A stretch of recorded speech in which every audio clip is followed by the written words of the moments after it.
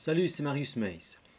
Voici la quatrième question du CE1D de juin 2018. Pour obtenir le questionnaire 2018, reprenez le lien en description et cliquez sur questionnaire 2018. Cette question a fait appel à des notions de physique, en particulier sur les transferts d'énergie thermique ou de chaleur. Si vous voulez réaliser la question, mettez la vidéo sur pause. Voici un premier document. Voici un deuxième document. Et voici la question. Les explications et réponses sont détaillées un peu plus loin.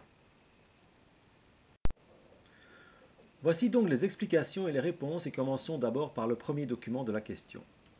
D'abord, pour résoudre cette question, je vous invite à regarder la vidéo en cliquant sur le lien ici au-dessus à droite. Cette vidéo décrit précisément tous les transferts d'énergie, en particulier les transferts d'énergie thermique. Voici donc le texte du document. Amélie décide d'être moins dépendante de l'énergie fossile pour chauffer son eau. Elle envisage l'installation de panneaux solaires et se renseigne sur son fonctionnement. D'abord, quand on parle de panneaux solaires, il ne faut pas confondre avec les panneaux photovoltaïques, car ces derniers sont destinés à transformer l'énergie lumineuse, donc la lumière, en énergie électrique. Les panneaux solaires dont on parle ici permettent au final de fournir de l'eau chaude via le système présenté. Prenez le temps de lire le texte du document et vous comprendrez que le panneau comprend une tuyauterie dans laquelle circule un liquide particulier capable de transporter la chaleur. On l'appelle un liquide caloporteur. On peut mettre en évidence un premier transfert d'énergie thermique grâce au rayonnement du soleil. En effet, la chaleur est transférée à partir du soleil vers le tuyau noir par rayonnement. Le tuyau noir étant chaud, sa chaleur va être transférée au liquide caloporteur à l'intérieur de ce tuyau. On identifie ainsi un deuxième mode de transfert de chaleur, dans ce cas par conduction, puisque ce sont les molécules du tuyau qui, par agitation thermique, vont transmettre leur énergie thermique aux molécules du liquide. Le liquide qui quitte le panneau solaire est donc chaud. Voyons donc maintenant le deuxième document. Le liquide circule et se déplace. Il s'agit d'un transfert de chaleur par déplacement de matière, donc par convection, troisième mode de transfert de chaleur identifié. Si on continue notre raisonnement, la chaleur du liquide va être transférée au tuyau du serpentin, il s'agit d'une conduction. Continuons, la chaleur du tuyau du serpentin est transférée au liquide du réservoir d'eau chaude, puis l'eau chaude va transférer son énergie thermique à l'eau froide par convection. Nous venons donc de voir 6 transferts d'énergie, dont 3 différents par rayonnement, par conduction et par convection.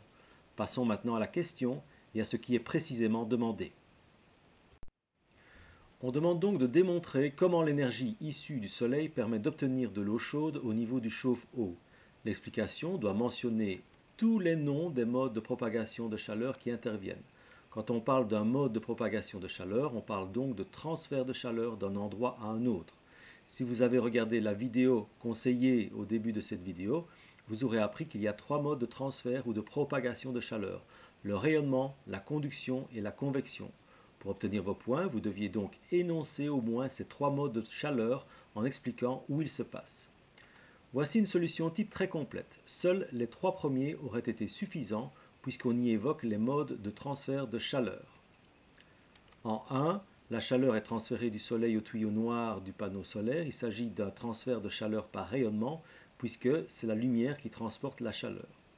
En 2, la chaleur est transférée du tuyau noir au liquide caloporteur par conduction, c'est-à-dire par agitation moléculaire dans un solide.